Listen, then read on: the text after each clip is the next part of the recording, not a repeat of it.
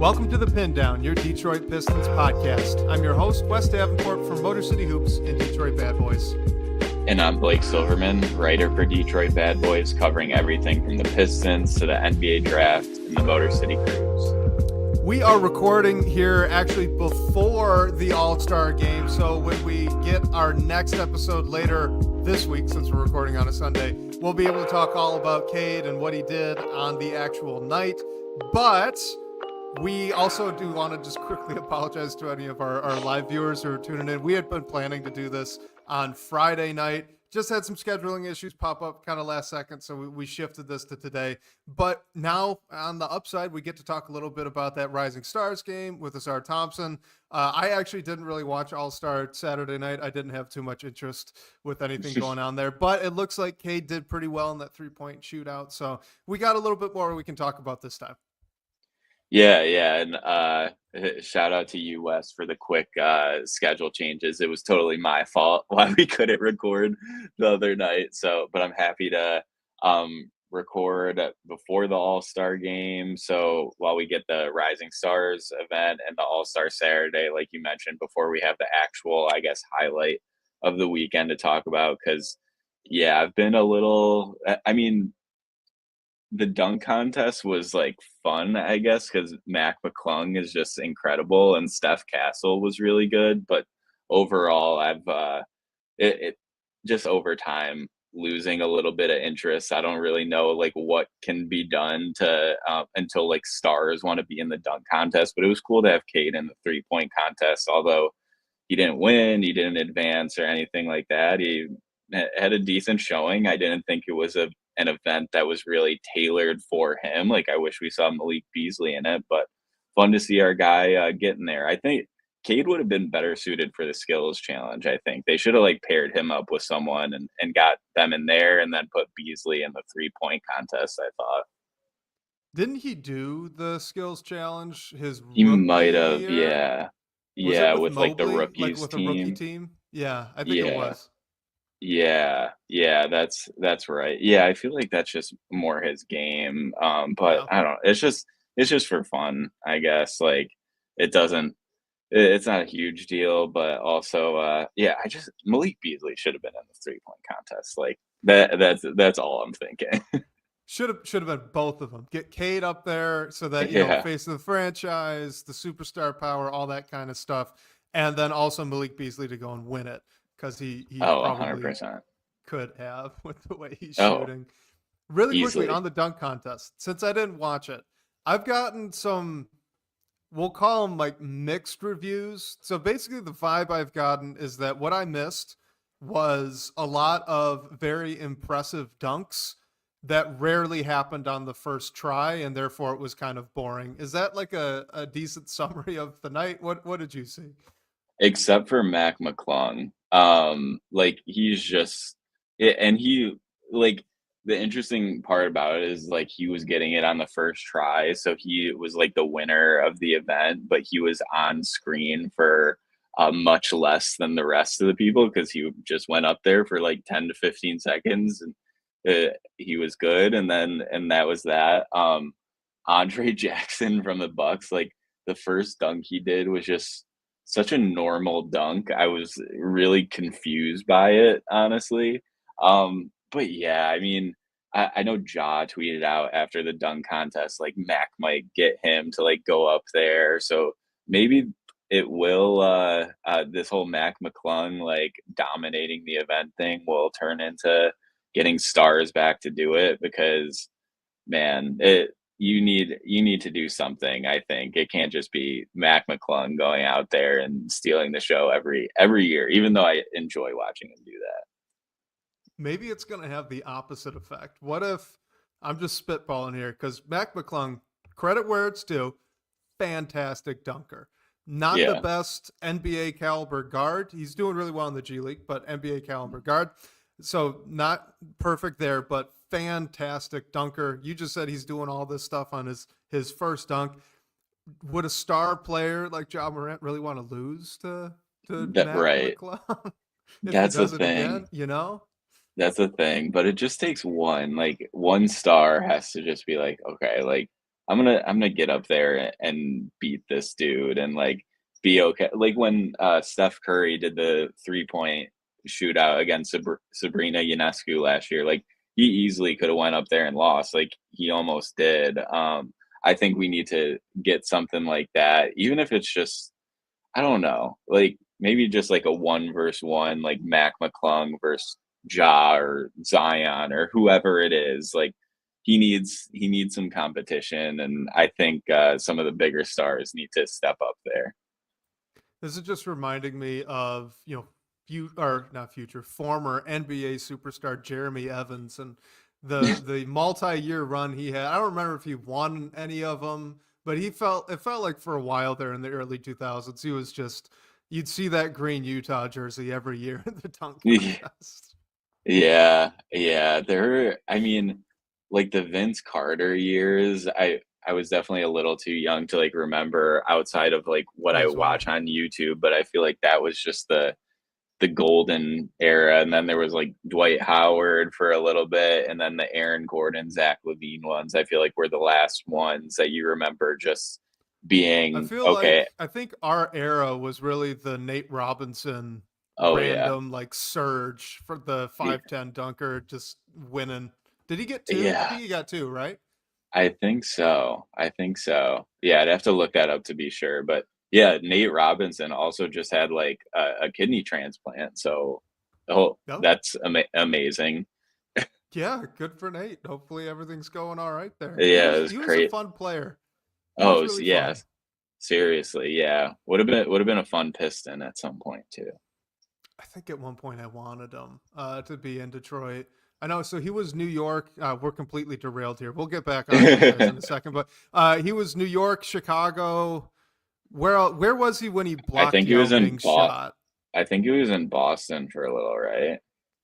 Yeah, he was near the And end. it, yeah, yeah. Um yeah, Wow. Boston for a while. So, yeah. Well, all right. We'll get back to a little bit of Pistons. We talked about Saturday night. Why don't we just jump right in and talk about Friday night? The Thompson twins were kind of billed, I felt like, as the main attraction for Friday night, and then they lost to the G Leaguers. I mean, there's not too much we could talk like basketball wise with that game, right? It Yeah. was just a little exhibition. Asar and Ahmed looked like they were having fun attempting to throw lobs to each other. Like, there's not too much there, but what did you see? Anything fun? Anything stand out? Yeah, I mean, I thought it was fun to see Amen and Asar on the same floor, or I guess the same team again, since their pre-draft process and everything. Like they played together pretty much their whole lives before that. So it was cool to see that again. I'm sure it was fun for them. I was definitely surprised that they lost to the G League because just going through the rosters before, I felt like their team was pretty not pretty clearly, but I felt like they had the best chance to win the event, honestly. And a lot of that is just because of what Amen has been doing over the past like month or two, really this whole season, like how he's broken out as a player, and then having Asar there as well, just with what he was doing. And I just thought they had a pretty strong team. I was not expecting them to lose to the G League. And then when we got into the championship game, I was like, what if the G League wins this and they play in the literal all-star game? Like that would not be what Adam Silver pictured when he went to adjust the format. So I mean, I thought the team that won it with Keontae and Steph Castle, like they were the other strongest team as well. I would have loved to see that matchup. If Amen and Asar's team were able to win that first game, but didn't work out that way. Obviously, a couple tough missed free throws for Asar, but yeah, I just thought it was fun to see them on the same court together again. I thought Asar played decently well overall, like nothing jumped out. But yeah, just a fun game, and wish they would have took it because then you could potentially see Asar and Amen against Cade Cunningham in the All Star game tonight as we're recording before it on Sunday night, but that's the way it is. It's super casual event, I felt like. So I wish they took it home, but didn't go their way. I came into actually, I am still coming into all of this All Star weekend just completely cold. I have not looked at rosters ahead of time. I haven't even really dove into the format change. Like, I'm loosely aware that now the All Star game's kind of a tournament now in the same vein as Friday night was, and that somehow the winner of that Rising Stars game is going to get involved with that. But that's the extent of my knowledge at this point. Basically, there's a tournament to get into another tournament, and then that's just the All-Star game now. The Rising Stars is a tournament to for the right to play in the new All-Star game tournament. So when you think about So it that way, it's pretty funny. So Adam Silver, he created a play-in tournament with the All-Star game. That's great. You know what? It's Pretty fine. much. It might be fun. It could be fun. I'm looking forward to watching the game this evening. But my point was that I had no idea what the rosters were going into Mhm. this. So when they showed the rosters and they're going through it, I was obviously most excited to watch Asar and Amen, right? But as they were reading off those names, I was thinking they don't have enough shooters. If this gets close, G League might win. And then that's exactly what happened. And I was a little upset with myself for putting that thought into the world. Just that, like, of course, that was the team that's going to lose on just like a chuck from who was it? Who made that final shot? For them? Oh It my, was a oh heck of a Bryce shot. McGowan's. Yeah, Bryce Bryce McGowan. McGowan's, who Yeah. fantastic shooter. Yeah. Davidson, fantastic shooter. Like, they were able to Yeah. stick around.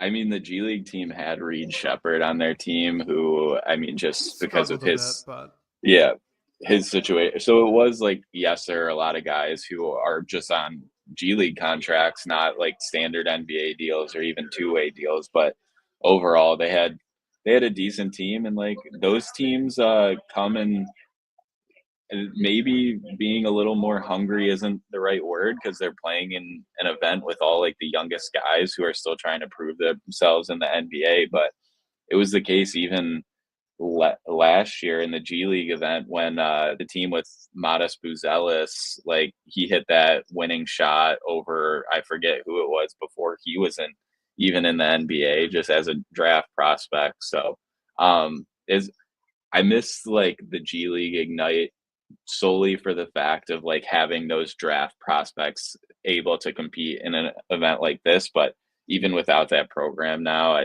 the G League team still put together an interesting roster that was ready to or like did make some noise, which was crazy. speaking on the G League thing, going back to the dunk contest one more time, and then I promise we'll move on from Friday and Saturday night All-Star stuff. Weirds me out that I believe Mac McClung was wearing the Magic jersey instead of the G League Magic jersey. I know that Yeah, they're both the Magic, but they are not the same jerseys. I think he Just wore the let them G rep League it. one last year. I thought Like, so too. I yeah, can't and remember though. I think now he's on a two-way deal, so maybe that's why he wore I don't know, but yeah, I agree with you. I think Let the man rep obvi- his colors. That's what I'm saying. Just yeah, he's rocking with the Lakeland Magic. He's playing really well for them. He earned the right to show up because of this and the previous years. Don't put him in the main jersey. That's just weird. yeah. Although those Magic jerseys are nice though. I will say They that are. the throwback ones. But yeah, Always have been. I agree with you there. I'm not sure the Magic have put out a bad jersey. Uh, Yeah. Ever, Especially with maybe? the Disney sponsorship, I think that's like the best tie-in on It is there. the It's so only obvious. allowed sponsorship. That's the Yeah. only one that actually makes sense. Yeah, Maurice Shaw, I was impressed with his dunks. I mean, he was the winner. I think we're all ridiculously impressed with Mac McClung. This is his third in a row, right? So that Three-peat, means yeah. that he has thought of new dunks for 3 years in a row and still won. That's insane. I mean, Yeah. props, right? Credit And where I it's mean, due. he jumped over a Kia like Blake Griffin did it, but But he Blake went over the jumped top. he went over the hood, and yeah, Mac like he jumped over a literal car, which is crazy. And I thought the dunk I enjoyed or maybe was impressed by the most is one where he jumped over someone and like went for a reverse, but then he like turned around at the last second and slammed it in. Like it's just crazy how athletic he is. Like it's this event is tailored to him. So before we get into talking a little bit about the Pistons' really strong finish here to the pre-All-Star break section of the year, and then probably looking on into the the future of the rest of the season as well, I wanted to give one interesting little story about the Pistons All-Star, right? Cade's superstar status, because I thought this was extremely cool. I was at with my dad the second Bulls game this past week, okay, and we had seats right along the railing for the visitors tunnel. The entire game, there was a Bulls fan, two Bulls fans behind us. It was a dad and his kid, young kid, probably I want to say maybe 8 or 9 years old. And he came in, didn't really know too much about any of the players or anything going on, right? But he had his Bulls cap, super cute. He had a little ball, really excited. And he, before the game, was down there early getting actually some Bulls players' autographs. Well, as the game's going on, I can hear them behind me because it's not like the United Center was packed, okay? But I can hear them behind me because it's not super loud. And the kid's just asking all these, oh, who's that in the blue jersey, number 2? And, oh, he's really good. And the dad's explaining to him how good Cade Cunningham is and all this stuff. So over the course of the game, that the little kid ends up just getting obsessed with Cade Cunningham. Cade's his favorite player now. And at the end of the game, because we were sitting on the visitors tunnel, my dad and I were turning around and telling him, like, hey, I know in Detroit that Cade stays after the game, right, and does all these autographs and stuff. He might do it here. We don't know for sure, but like if you can get this kid all the way up to the front, right in the corner. And so sure enough, Cade comes walking through and makes the little kid's day, right? Signs the ball. It's a Bulls ball, but he still did it anyway. But That's awesome. how cool was that? Just that the Pistons have a player now that, one, fantastic that he does all the signings and stuff, but then two, like just convince some 8-year-old kid that he's the stuff, right? And now it's his favorite player. It is cool because I feel like a lot of a lot of kids, like I mean pretty much a whole generation in the Michigan and the Detroit area, like grew up rooting for Steph Curry and like getting into the being wowed by like LaMelo Ball and like there wasn't LeBron that James. Yeah, LeBron, like there wasn't, I guess, that homegrown superstar that they could root for, and probably a lot of them grew up like not even Pistons fans because of like how the state of the team, but now having that guy who's a bona fide like all-star growing into that superstar status that you can tell like when you're watching a Pistons game, no matter how much you know about basketball, like that's the best player on the floor right there. And it's cool to see. I didn't even like think about him like having younger fans growing up and be like, oh yeah, I'm a Cade Cunningham fan, so I'm rooting for the Pistons. But Wes, I saw a video, or your dad ended up getting his Pistons cap signed too, right? That's pretty cool. Yeah, that was what I was going to bring up next. I wanted to shout that out because I told him that I would. No, you're good. And the fact that you saw it is also going to make his day when he listens to this episode. But yeah, so we were obviously right on that railing, so we made sure that the kid got the autograph, and then we were just going for like fist bumps, high fives, great games, whatever, right? But then Dad had the great idea to pull off his hat and hand it over, and then awesome. Cade did sign it. So that also made my dad's day. So Cade Cunningham, I don't know why you'd listen to this. If you are, thank you. You made the day of a little 8-year-old kid who's now going to be a Cade Cunningham fan for life, and then also my father.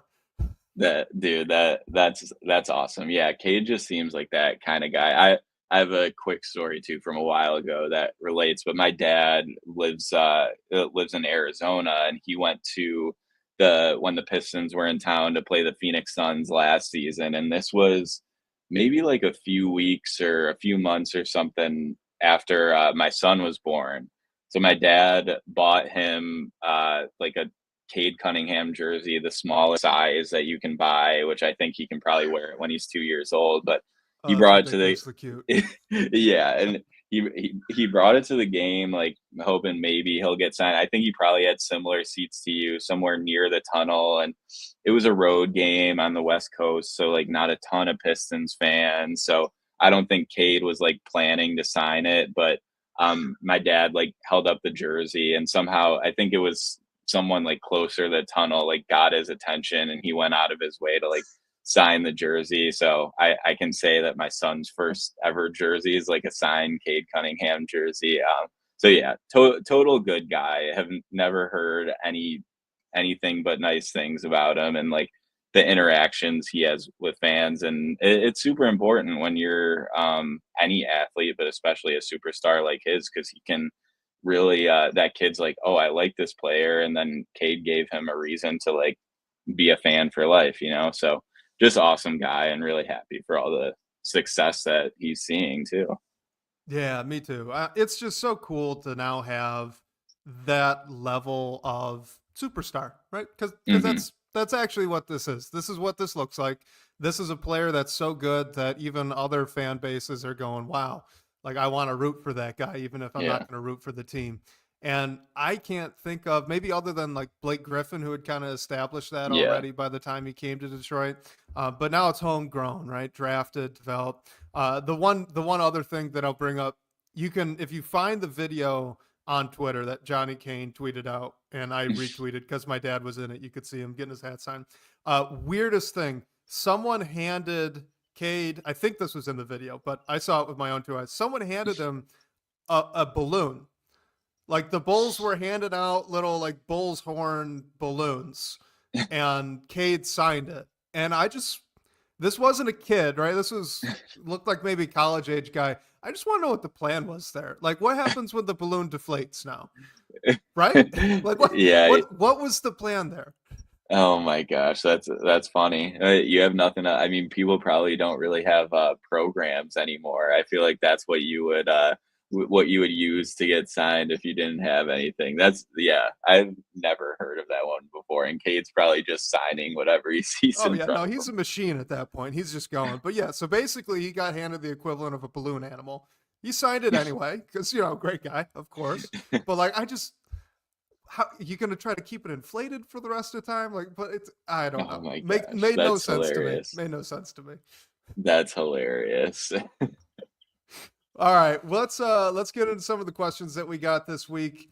First one, our guy, a fella, says, "So, what are you expecting your All Star Break podcast to be about?" Well, a fella, if you're listening, we just covered Rising Stars dunk contest, 3-point shootout, a little bit of skills challenge, and then just some other like general Pistons-y stuff, right?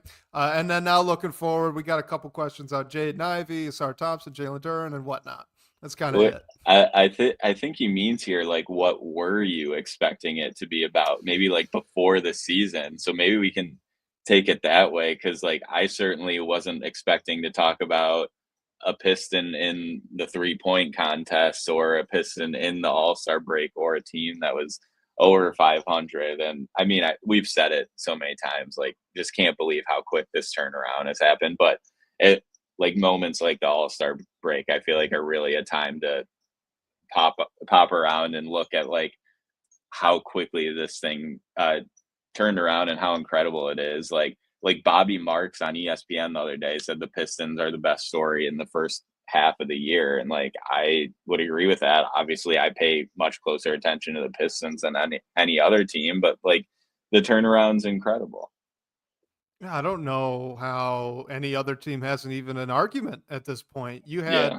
franchise record worst output last year, and Hmm. then now they're sitting 3 games over 500 going into the All Star break, which apparently is the first time they've been over 500 entering the All Star break since 2009. So Yeah, that's insane. yeah, right. Which makes me a little sad to say out loud, but that's where we're at. It's in the past now. It's in the past now. So that's all good. But yeah, if we're talking about like what my expectations were coming into the year at this point, I was expecting Cade would be an all-star. So I'm glad that that had happened and that we were right about that. But, I think I predicted 28 or 29 wins. They're already there. Yeah. This has been blown me out of the water. I was so wrong and I'm incredibly happy about it. Right. Yeah. I think like going into the season, I was expecting at this point, like the hope is they'd still be at least playing competitive basketball, maybe like fighting for the end of the play in. But sort of being in that range where like, would we be better suited to just turn our eyes more toward the draft and just hope you can play competitively as long as possible?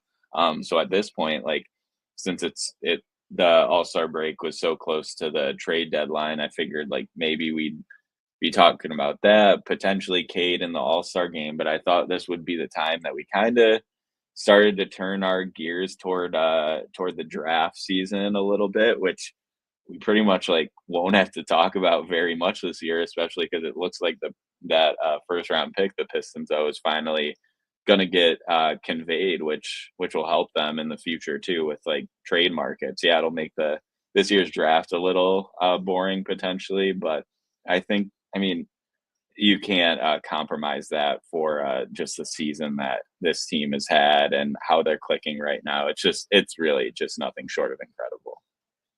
I am so excited to not have to cover the first round of the NBA draft. I cannot wait for that to happen. Fingers crossed. Of course, unless there's a trade made to acquire a late first round pick, that's a different story. But purely from the Pistons' perspective, I cannot wait for that pick to convey. It opens up so many options. All good stuff there. Wanted to ask you, though, before we get into other questions, I had a question. You mentioned the trade deadline. What have you thought of Dennis Schroeder so far, his first few games in Detroit, and how JB has kind of used him and worked him into the rotation? Yeah, I mean, I think it's been a little of like there have been moments slash flashes of you can see why he was brought in and what he can do for this team. I wasn't expecting him to come in and light the world on fire by any means, and he's just had a whirlwind of a season and a trade deadline and all the different places that he's been moved and getting used to two new teams, locker room systems in the same season already. So I think it'll be a little of a slow burn with him, but he's already had some good moment, like made some good plays. I just think just being there, if at worst, he's just another guy on the floor who can dribble the ball and take some of the pressure off of Cade Cunningham to not have to break his back with all the minutes that he's playing and initiating every semblance of offense and limiting just the stagnation that could happen when Cade's off the floor. Like, I think that's what Schroeder's really in to do. Definitely haven't been wowed by his first few games with the team, but good moments there. I liked, I think it was one of the Chicago games that the broadcast showed a moment of him like talking to Ron Holland. I couldn't tell if they were like arguing a bit or it was a true coaching moment. The broadcast said it was a coaching moment, but I think like he's a good veteran who's been in a ton of different teams, like winning teams, both in the NBA and internationally too. So I just think he's another solid piece, both that makes sense for the roster right now and also the locker room too. So given Schroeder some time, but I'm still a big fan of the acquisition, especially when you consider the price they paid. Yeah, completely agree. And I think, I'm not sure if this is statistically true or not, but I thought that his best game so far was actually the very last one that they played before the break, that second game against the Chicago Bulls. I thought that was the game where he started to feel comfortable enough to search for his own shot a lot more that night. And I think it led to him playing well, because that's always been the type of point guard that Dennis Schroeder is, right? He's score first.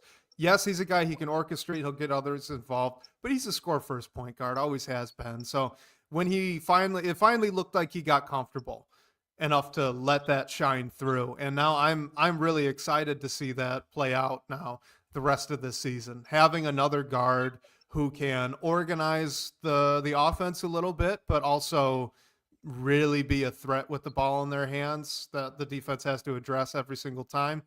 I'm very much looking forward to that. I think that's the exact type of player they needed, and it's a great pickup. So I'm pumped.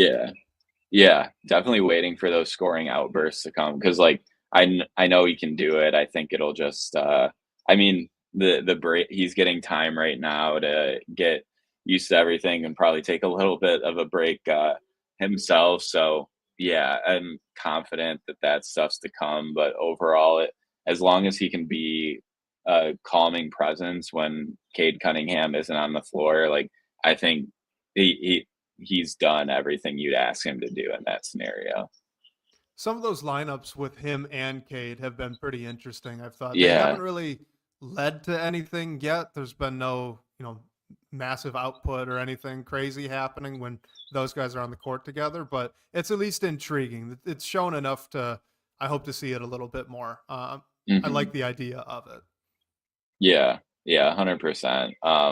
Especially like, I mean, we're still waiting on Jaden Ivey updates, and I don't think there's any reason to like rush him back from the type of injury he had. But if Schroeder, like if Ivy isn't back for this year, like maybe they never played it with each other together. But if they Ivy does come back and you have him, Schroeder, and Cade, I think that brings an interesting mix into it too, and like helps you unlock some different combinations on what you can do as well. Because yeah, those lineups are fun too, and it helps some of the spacing concerns, I guess, and just give like another guy that teams have to worry about, like you said. I really like that idea. Schroeder and Ivy would be a lot of fun Yeah, together. If assuming that it could happen. Fingers crossed that it right. could happen. Because Schroeder is a guy I would like to keep around if they can figure out how to do it at a reasonable price.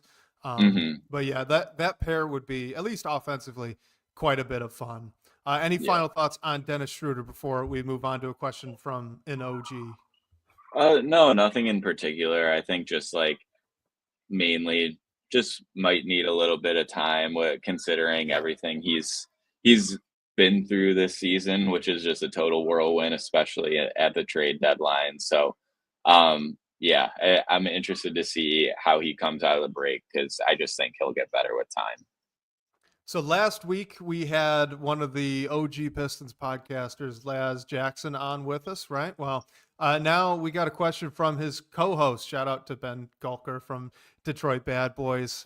Thank you for the question. So he asks, the Pistons are 14 and 16 in games in which Jaden Ivey has played this season. Does that suggest anything about his value, or are there other factors that could be a better explanation? So pointing out that the Pistons shockingly actually have a better record without Ivy than with. Yeah, and I think the Pistons might have won like the first 3 games after Ivy went down. So, yeah, it's interesting. You don't see that often, like a team go on a hot stretch after one of their, I guess, focal points of the offense or stars, I guess, goes down. But I think with Ivy, the question is right now, like, can he be Cade Cunningham's number two? Obviously, this injury like takes away that time from us, which sucks. But the team has still been winning, which kind of breaks your brain a little bit.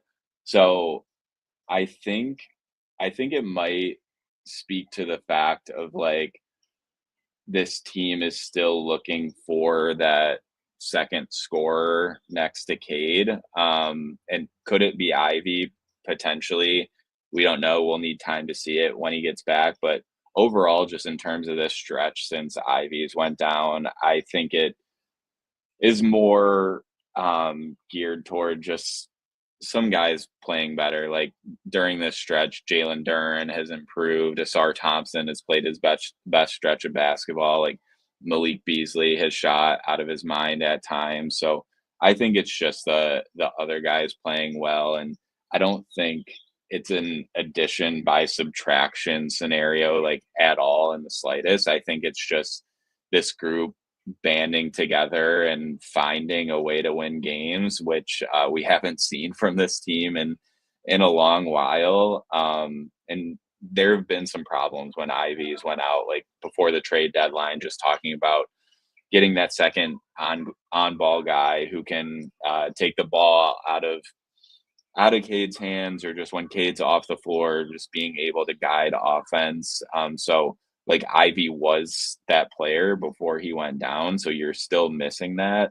Um, Yeah, it's just interesting when you think about it long term, what could it mean? And to me, the only question it brings up is like, is Ivy able to grow into that number 2 player next to Cade eventually, which I think we might not even know right now if he was playing overall, but during the stretch specifically, I think it mostly just speak towards like how the Tobias Harris has played better, Malik Beasley, and just all the guys that are actually out there rather than what Ivy is when he's on the court. Yeah, to me, I'm I'm gonna say this as like a tentative answer. Okay, so I am tentatively comfortable kind of wiping my hands clean of this one and saying I'm cool ignoring it for now. I would really want to see what this whole experiment in Detroit looks like when Jaden Ivey comes back and is healthy. And Mhm. the reason is that at the start of this season, you had a new coach, new system, new players, and it really started to all seem to gel maybe a week or two before Jaden Ivey went down with the injury. They were playing better right before and then Mhm. subsequently right after Ivey got hurt than they had been early on in the season. I think you can go up and down the roster, and I bet you would struggle to find a player that is not playing better now or even better right at the very moment Ivy got hurt than they had been in, say, November, right? So Mhm. I think that this is more of a case of the team figuring themselves out a little bit as the season had gone on and getting more comfortable in JB's system, what he wants them to do, and then comfortable with each other, how to play off one another. And because of that chemistry and comfortability, they were able to kind of absorb this hit a little bit better than any of us really expected they'd be able to do. Now, if let's say next season Ivy's healthy and all of a sudden everything looks a lot worse in the team context, then maybe this is something we revisit Mhm. and think maybe there was a little bit more to it, right? But until then, I'm leaning more into thinking this is just kind of a chemistry and team context thing more so than, like you said, addition by subtraction. Yeah, and also just like, it goes without saying a little bit, but like Cade Cunningham just playing the best basketball of his career during this stretch too. Like, not like he wasn't incredible before, but really just having those all-star all-star moments and everything, especially like it you've seen how the veterans that were added have complimented him as well. Like, and same with Ivy when he was helpful, but I think Cade has really just been able to manage things without Ivy around, which is another like characteristic that those number 1 guys have, and Cade clearly has it. So I was curious, and I just looked this up to make sure I wasn't making up things in my head. But Pistons record by month. Okay, so October 1-4, November 8-9, December 500, January 10-6, and now February 5-2. If you look at points per game, it jumped in December, so it went from around 110 ish through the first 2 months of the year, jumped to 117 in December, and then actually in January dropped back down. So I think that is the Jaden Ivey Hmm. uh, dip more so. Even though the record, like we said, they've absorbed the hit of losing that kind of talent. I think it shows up there in the offense that the offense has been a bit worse since Ivy went Hmm. down. They've figured it out now. In February, they're scoring a lot of points per game, but Yeah. separate thought, separate time. I think you could probably make an argument that things would be far better, even better, not far better, but even better than they are right now if Jaden Ivey had not gotten hurt and been Oh, healthy this entire 100%. time. So 100%. until we could say that statement is false, right? Yeah. I kind of lean away from reading in much more. Yeah. Totally agree with that. So let's go to this second one. You mentioned Asar Thompson and Jalen Duren, who've both really stepped up their game over the past month or so, especially Asar Thompson over the past 5 games. He's had one heck of a stretch here recently, right before the All-Star break. But this is from our guy Rames. Says, we seem to be witnessing growing on-court chemistry between Asar Thompson and Jalen Duren. Are these flashes sustainable, and or are they something worth building around?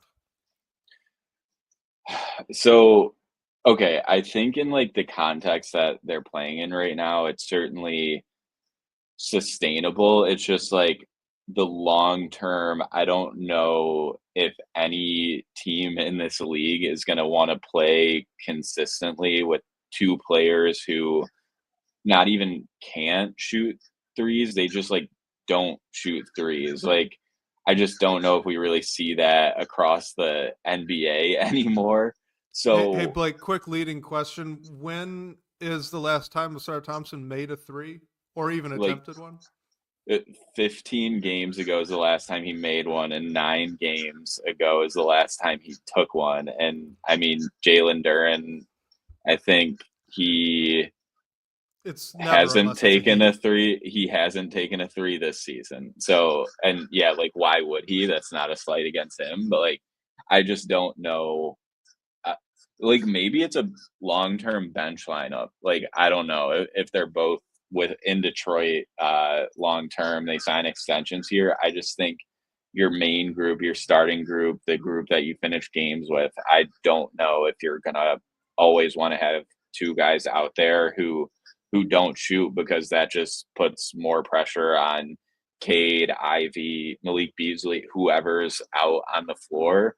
And then, I mean, we're not even talking like Jalen Duren has had some great moments defensively over this recent stretch, but like, I don't think he's a good defender by any means. So it's not like you're gaining that either. I just think like if one of them could shoot the ball a little bit, it would be a lot easier to stomach this idea long term. Like, while I think that they can continue to play next to each other in the same lineups, I just don't know if it's in the organization's best interest to like commit to that for the long term, especially in the starting lineup. I agree with you, which probably is not a shock to any of our listeners. I'll say that I think it's generally a good thing that we're starting to see a little bit of cutting chemistry specifically between these two.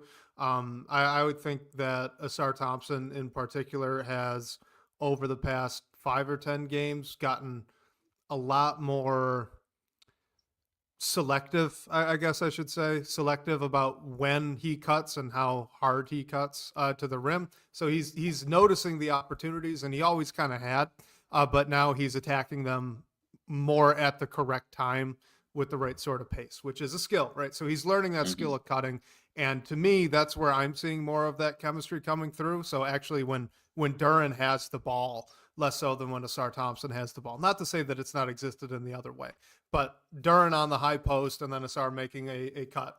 This is kind of a weird comparison I'm about to make, but it does remind me a little bit about that chemistry that Isaiah Stewart and Jalen Duren had early last season. They were losing a lot of games, obviously, but they at least had a little bit of a high-low thing going on. It was interesting. It's good. Chemistry between players is never a bad thing, but I'm with you. I think that the limitations that lineup has, just unfortunately because of the shooting, is too difficult to overcome just with, well, they cut off each other pretty well, because the problems are a lot bigger and a lot deeper than that. But I did want to ask just general thoughts on the past few games from these two, because like you said, they've been on a bit of a heater, specifically Asar Thompson, who's been averaging 15.4 points per game, 6.4 rebounds, 4.8 assists, and 2.6 stocks, while shooting 70% from the floor and only 56% from the free throw line over his past 5 games. Like, that is incredible. Yeah. I mean, I think they've both looked really good. And their play over this last stretch has like helped the Pistons take this momentum, win some games going into the All-Star break. So, Yeah, definitely seen improvement. I mean, with Asar coming back from missing all that time to start the year, you knew it was going to take a little bit of time, and I think he's now just getting into the groove of things, back to normal a bit. Maybe he'll play some more minutes, or like JB Bickerstaff will just push him a little bit more over time. But I think overall, you're getting a lot of what you would want from Asar Thompson. Even though he's not shooting threes, he is taking like shots near the rim and being pretty efficient on those. So he's definitely had his like best stretch over this past 5 games specifically, and Duran as well. I mean, I think he's definitely been more active, I guess, just in the right place on the defensive end, and certain flashes. Like, are you still working on some things? Yes, but I think overall, you can definitely see some improvement there. And then just pair that with what he brings on the offense, as a lob threat for Cade, and a partner in setting ball screens and pick and rolls and everything. I think he's looked good. So just their play has definitely been a big contributing factor into this recent stretch. Like, obviously, a lot of other things go into it as well, but you can definitely look to Asar and Duran as one of those things that has changed in the recent stretch, and they've made some improvements, which is really like taking this team to another level. So hopefully it continues after the break. Yeah, I would say Jalen Duren's last 5 games, probably the best 5 games he's had so far, maybe even as a Piston, just in general. And Mhm. naturally, that would be the same for Sar Thompson as well. But the thing with Jalen Duren is that to me, it's always going to be a question of his playmaking for others versus his lack of ability really on defense, unfortunately, right now. And over the past 5 games, only 1.8 stocks. So his defensive output, his disruption metric, still not good. Under 2 is very bad for a starting center in the NBA. But his assist to turnover ratio has been a lot better. He's been much closer to like a kind of 3-2 rate for the majority of the Mhm. season. He's now to almost 2-1, which is pretty good. That's much closer to where you'd want to get. So that improvement, I think, is very exciting. Hopefully that he can keep building on that. There's something interesting that I wanted to bring up with Asar Thompson, and Blake, you and I, this is what we were talking about before the show really started off air. But so Asar Thompson has been handling the ball a lot more. He's had the ball in his Mhm. hands a lot more. JB Bickerstaff is occasionally asking him to even bring up the ball and initiate offense. And truthfully, it's going fairly well. Credit to Asar Thompson there.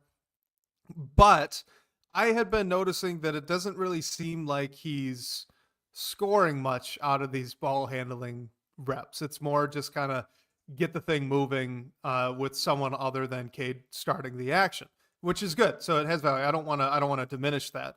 But what's fascinating to me is the little bit of tension here, and I wonder if the scoring output for Asar over the past 5 games is going to be sustainable as defenses catch on to this, because he has had the ball a lot more, like we've been saying. So he's been bringing the ball up. He's been taking more pick and roll reps. He's been taking more DHOs. He's not scoring out of that. So on the year, he is getting about 69% of his field goal makes assisted, so created for him. 69%, that's pretty consistent with other bigs across the NBA. But over the past 5 games, it's actually up to 77.4. So 77, call it. We've gone Mhm. up 8 percentage points. He has significantly increased the number of field goals that he's making that he is not creating for himself at all, that are being created for him. So there's a little bit of a tension there, right? Guy who has ball in his hands a lot versus guy that does not, almost never actually looks to score with the ball in his hands. So that's going to be really interesting, I think, to follow here over the next couple of weeks after the All-Star break, how defenses adjust to that fact. Yeah, and it's a really good point, because I think on the surface, you can definitely, when you watch games, you definitely notice Asar with the ball in his hands more, and initiating offense. But yeah, like you mentioned, a lot of times it's leading to getting Cade involved and then making a play from there. And Asar isn't really hunting his own shot out of the gate, which I mean, I guess can make sense. But yeah, when he has the scoring output he has over his last 5 games, and you look where it's coming from, and just scoring off all those like assists and everything, like I think as Dennis Schroeder gets more comfortable, like that will help Asar as well. So I think it's definitely like what he's been doing is sustainable scoring wise. I just think he has to be in the right situations, and like you brought up, maybe defenses catch on and it gets harder for him to find those shots. But I think overall, just in the context that he's playing right now, like even if that happens, like if a team tries to take what Asar does away, then like Cade can open up his shot a little more, like Malik Beasley, whoever else is on the floor. So I think overall it'll just help open things up for the Pistons offense, whether the end production is coming from Asar or someone else, depending on how teams plan around just the athlete he is really, and how he's been able to increase his scoring output. It's fascinating to me the tension there between those stats that I had read off, and I'd wager that the majority of that 20% of his makes that are coming unassisted are likely in transition. And like you said, so trying to project out, is this kind of thing sustainable for Asar Thompson? Because we're all hoping that it is. This has been incredible to watch. It's been so fun to watch. So we're all hoping that this is just like it clicked for him, right? The shots are sustainable. Like him making a very high percentage of the shots he's been taking over the past week, absolutely sustainable. 100%. Yeah. They're fantastic shots. The question is, can he keep getting them? That's where I'm not sure. If he's not creating it for himself, and almost all of these are coming from someone else making the advantage for him, or him smartly cutting, which does not get attributed correctly, I think, in this counting stat that I read off. So that is something he can control. But the fact that he's getting so much ball handling and like no shot attempts essentially coming from the ball handling, that's not quite sustainable. So I don't know. So I'm just I'm excited to watch. This is going to be fun. Yeah, I wonder if it's like something that he is told to like try and go get his shot more, like when he is initiating the offense. So I mean, see it. I mean, he put Matas Buzelis in a blender a couple of times against the Bulls. Like, if he's got a strength advantage, go for the guy.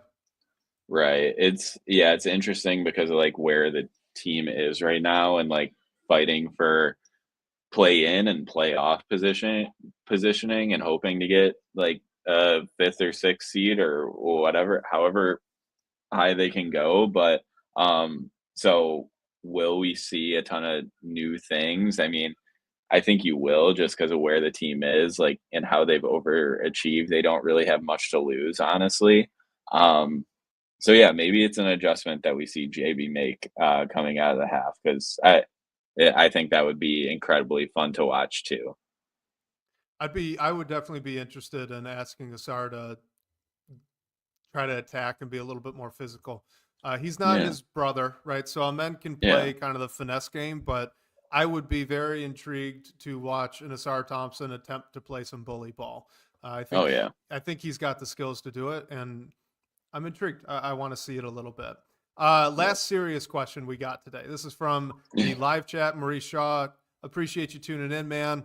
But he says you guys should do a show about free agency. So his first question: how much will Cade Cunningham's contract go up if he makes the All-NBA team? And his second question is, if they renounce Tim Hardaway Jr.'s contract, can they go over the cap? So I'm hoping you know the actual number for that first one, but I believe it's about $55 million in total contract value. Yeah, because I was going to say, I think it's like between 8 or 9 a year, and over 5 seasons, that's like somewhere in that range. I'd have to double check honestly, so I don't want to like spew incorrect information, but that sounds in the general right range. Because I mean, Because what Lamelo? I believe he would be up to 270. I Yeah, think. because LaMelo got an all-star before his rookie extension, and his contract was like, I'm trying to look it up really quickly. Apologies for the poor. His was 260. So whatever like the cap goes up beyond that, it would be a little bit more, but I think that is the range. And Cade's rookie extension was like 220, I believe, right? Yes. Yeah. Yeah, So it his just below 225. 224. Yep. Yep. Okay. So yeah, I'm looking on Spotrac. I can't see. Yeah, we'll definitely have to do We'll this figure it out. a free agency show so we can have more specific, like get more specific beyond the numbers and everything. But yeah, it'll definitely go up a bit, but I don't think it. I mean, that's uh you definitely take it for First world the problems. step that yeah, 100%. First world problems. Oh no. Our superstar player made an all NBA team on their rookie deal, and now we have to pay them more. Yeah, Darn. and Shoot. yeah, and Cade's like pretty clearly the only max guy you have. So I think you're like eventually I think you get into the formula and sauce of like two max guys and try to fit a strong team around them. But where the Pistons are right now, you just pay Cade Cunningham as much as you can to keep him happy and winning, and then figure the rest out from there. And to that second question, first of all, we are certainly going to do a free agency show. So Oh yeah. when we get to the offseason, Blake, you and I will have all this stuff completely lined out, and Hmm. we'll be able to answer these in a lot more detail. But without speaking out of turn, I believe the Pistons are capable of operating as an over the cap team if they renounce Tim Hardaway Jr.'s contract. I think they'd have a little bit of pieces to move around to make that happen, but I believe it is possible. Obviously, double check beyond that, Maurice Shaw, but that is my belief. Yeah, I think Bryce and Omari talked about this too, and I think Wes on the Pistons Pulse, Bryce mentioned that you guys are going to have Keith Smith on too, who just knows Got everything to, about got the to. Yep. CBA and the salary cap. So, while we'll definitely do a free agency show and get all the numbers lined up, definitely recommend listening to the Pistons Pulse too with when they have always, but especially when they have Keith Smith on to answer the CBA questions. And so yeah, I think the Pistons have an interesting offseason with some of the decisions that they can make, and like how are you going to bring Malik Beasley back if you can, if he wants to be here and take the money that you can give them or that you're able to give him. Um, but yeah, there's not what the the Nets are the only team that are going to have cap space this year, so the Pistons could operate with cap space or go over it too, and they'll have some decisions to make. So yeah, we'll have to get all the numbers lined out, but it's a it's an interesting off season ahead. All right, guys. So the final two questions we have here pre-submitted, not serious questions. So if you came to this episode wanting only to listen to fairly serious Pistons conversation, one, apologies for the first 15 minutes, and then two, you should probably turn it off now. But this is our guy Art Vandelay 81 says, given the mind-boggling Luka Doncic trade, who are some players you'd consider trading Cade Cunningham for if there was a similarly mind-blowing trade involving him? I mean, I think the question to me is like, would you trade Cade for Anthony Edwards? Like, I feel like that's where the line kind Ooh, of that's goes for interesting, huh? me. Yeah, because I mean, you'd probably trade him for like I don't think I would. Jokic for Jokic. Oh, I would for Jokic. Oh, Sorry, okay. I was stuck on No, Anthony Edwards. sorry, There. Sorry. I was jumping ahead. I don't think I would either, but I think like the guys, like the trade value guys are like, or the top ones are like Jokic, Shea, throw Wemby in there, and I mean Luca. I'm kind of like my mind is rattled on like what he is now, but I think he's kind of up there too, along Yeah. with Giannis and Tatum. And then after that, I feel like you get into a discussion of like, would I rather have?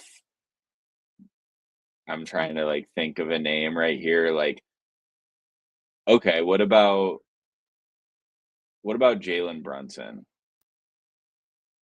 No, I'd rather Yeah, have Cade. I'm a no there. So like I feel like after that top tier, like then you're even getting into like the Embiids of the world, and like that's just not a trade the Pistons would Injuries. make. Yeah. So I think there honestly, I think there's very few players in the NBA that like I would personally trade Cade for, and the Pistons overall. I really think it's just that elite bunch, and like I'm fine seeing how this Cade trajectory goes over them, like Anthony Edwards. I know they're similar in age, and like Ant has, I guess, proven more because he's won a couple playoff series. But I I like what Cade brings to the table, and he like plays defense too. So yeah, the list is very short for me, honestly, on who I'd trade Cade for.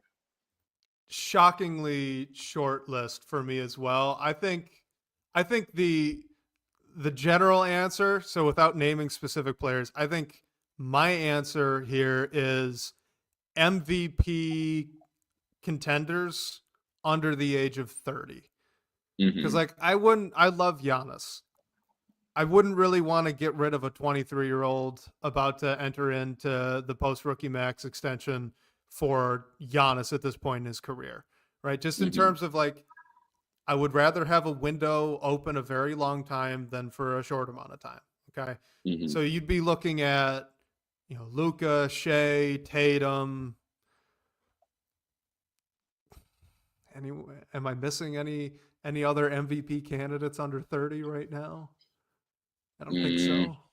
I don't think so. I think everyone else is at or above because Jokic is. I mean, do you want Where's he at to now? Shoot. Well, Jokic?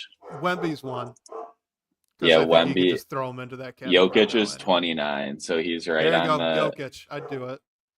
Yeah, I think I would too, but like even I think the other ones that you could maybe have a conversation about are like Paolo. Like Yeah.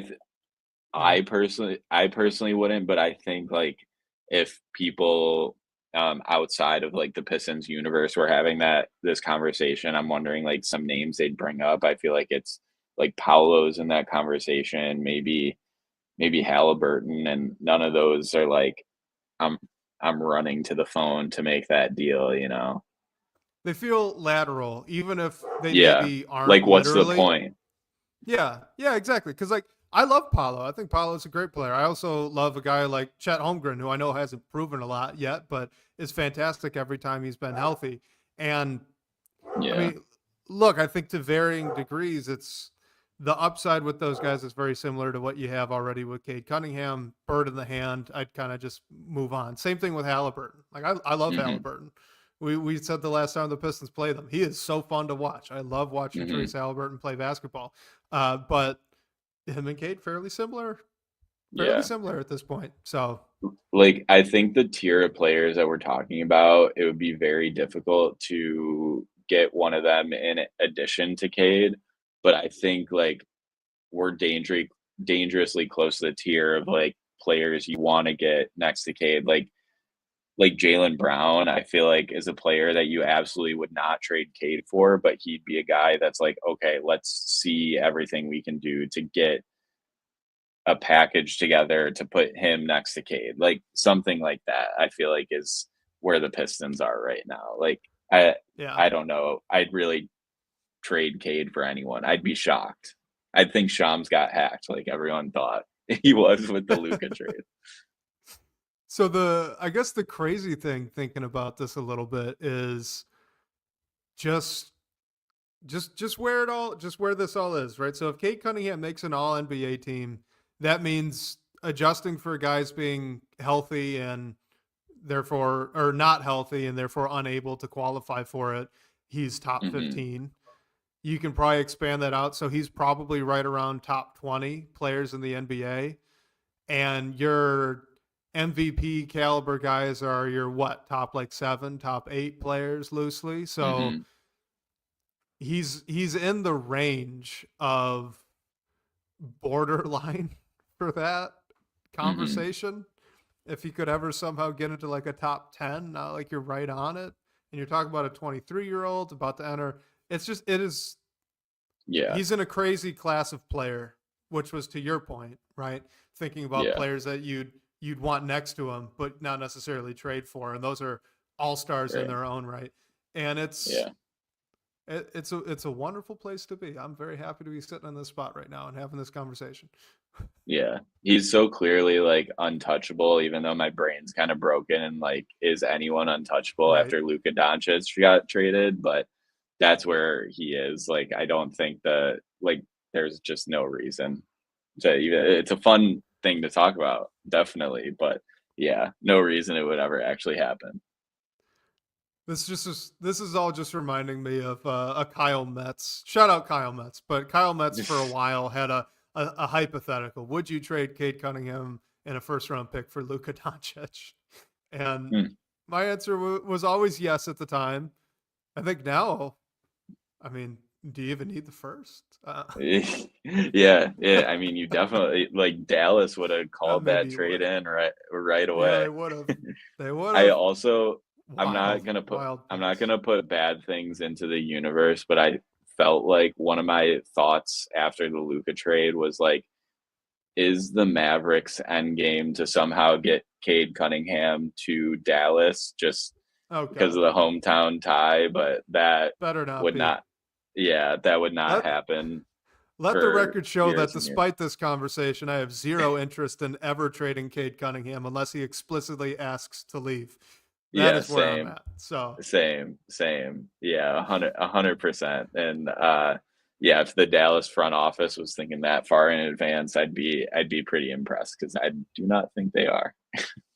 that'd be funny though. That'd be like the Dallas front office would be acting very similarly to that section of Pistons fans. It's always just convinced Devin Booker will one day request a trade to Detroit. It's like, Oh yeah, man, I'd love hometown. that. Yeah. Oh, that'd be Yeah, great. I'm not holding my breath. Blake, do you yeah. watch Star Trek? I don't. I know what question is coming, so I was gonna tell you. I have to lean on you. I can do the hand You can do the thing. Spock thing. Okay. Yeah, Do you know yeah, what it but means? The hand thing? um man, I definitely do, Oh but like no. I'm not sure on the spot. Oh What? no. Live long and prosper. Yes, yep, Oh okay, no, okay. Blake. I remember. Okay, so Wes, I'm gonna have to lean on you for this one. I'm sorry. That's bad news for our guy Tony Buckets because I've only watched 2 Star Trek series, and I know that there are a lot more. I did watch the reboot, the J.J. Abrams reboot, but that was like when I was a kid, and so bright flashing lights, lots of action. Like I loved it then, not as much now. But anyway, so Tony Buckets, he says, Cade is clearly the captain of this team, but what type of captain? In other words, which Star Trek captain is Cade Cunningham most like? Do you have any familiarity with Star Trek captains? No, no, No. no. All right. I'm Well, sorry. I'm on an island for this one. I'm going to say Picard. I think that for some reason the sophistication of Jean-Luc Picard with his Earl Grey tea and his like Frenchness, I guess, just gives me the vibe of Cade Cunningham versus, so like Captain Kirk was always a little bit more reckless. I don't really think that fits.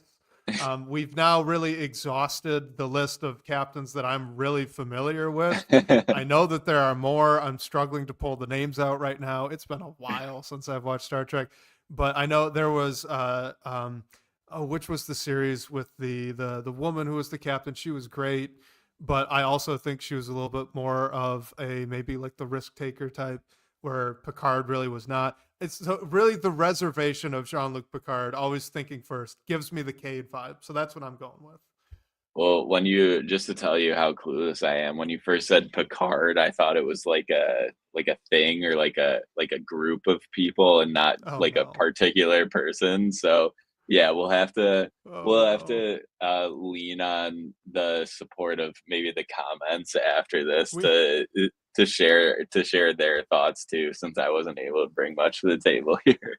we need to pull in Pistons Twitter personality Duncan Smith. He's a Oh yeah. big Star Yep. Trek fan. I bet he would have the perfect answer to this question. I hope that he'd agree with mine, but given my limited knowledge, he probably will not.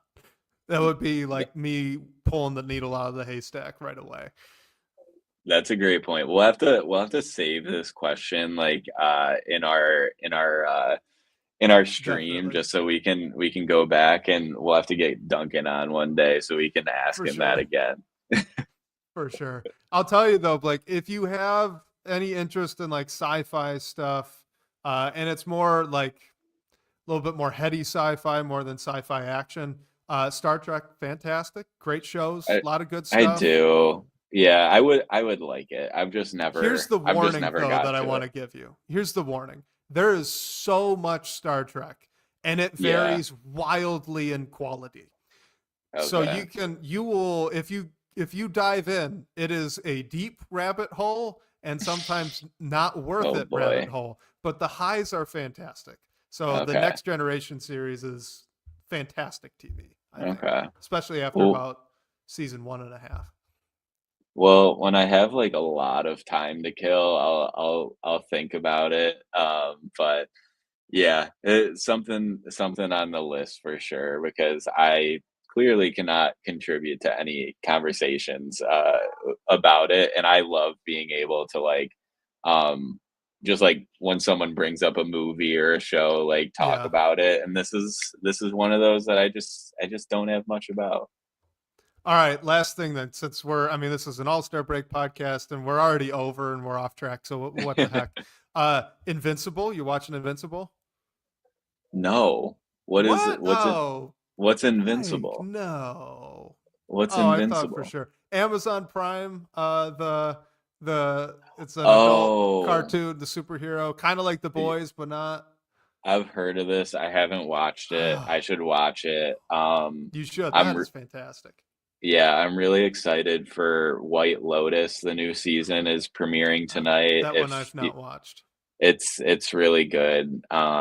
If you ever have time, there are like two seasons, and each one's like a different storyline, and the new one's coming out tonight, so I'm excited for that too. But I'll probably have to hope I don't get spoiled since I'll be watching the All-Star game first. What?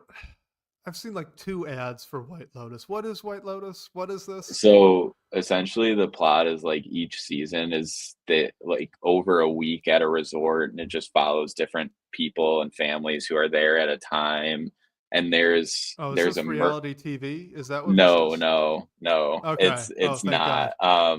Yeah. So and then there's somewhere like on the resort, there's a murder, but like you don't know throughout the whole season who is murdered or like why it happens. You just know that something is bound to like has happened, and you're like figuring it out. You're like seeing the Hmm. setting that led to it. And Okay. it each season's in a different location. Like the last one was in Europe. I forget where the first one was, but the new season's in Thailand. So it's cool, and there's, like, some overlap between the cast, but for the most part, it's a new cast each season, so if you're looking for a show at some point, I'd recommend it. I think it's really good. I might give that a shot then, actually, because I do tend to like those anthology series where Yeah. it's just a reset either every episode or at the end of the season. Yeah, me Okay. too. All right, that's fun. You should watch. Have you watched The Boys? No, that's Oh my another God, one Blake. too. Do you not I like know. superhero stuff? I do. It's just I'm, like, very I think Amazon was, like, a streaming service I didn't get for a while, so Oh, I sure. always Yeah. felt like I was, like, playing catch up with those shows. But now, like, whenever we rent a movie at home, we do it through Amazon Prime. So I have no reason not to watch it anymore. All right. Well, those two are good ones to watch. You'd enjoy that. Probably Yeah. before Star Trek. Although, I mean, Yeah. Easier maybe I'm wrong watches, there. shorter Tony watches. Buckets may disagree. All right. I think we can leave it there. We've taken up enough of each other's time, going completely off the rails here. But hey, it's the All-Star break, so I'll let you get back to your family vacation here. Oh no, it's all good. I'm happy we were able to work it out. Apologies to everyone for the last minute schedule change. I mean, I know we're all over the place during the season, but appreciate you joining us over the All-Star break and everything like that. Excited to get back to some Pistons basketball too. So feel free to call our number and ask a question to hear your voice on the show. That phone line's always open. We're checking it. So whenever you have something on your mind, feel free to give us a call at 313-355-2717. And special thanks to Sean Corp, the managing editor at Detroit Bad Boys, for supporting the show. Shout out to you guys for all the great questions and talking points tonight. We'll catch you next week, whether on your commute or live with us on YouTube. We can't wait to talk more Detroit basketball with you all.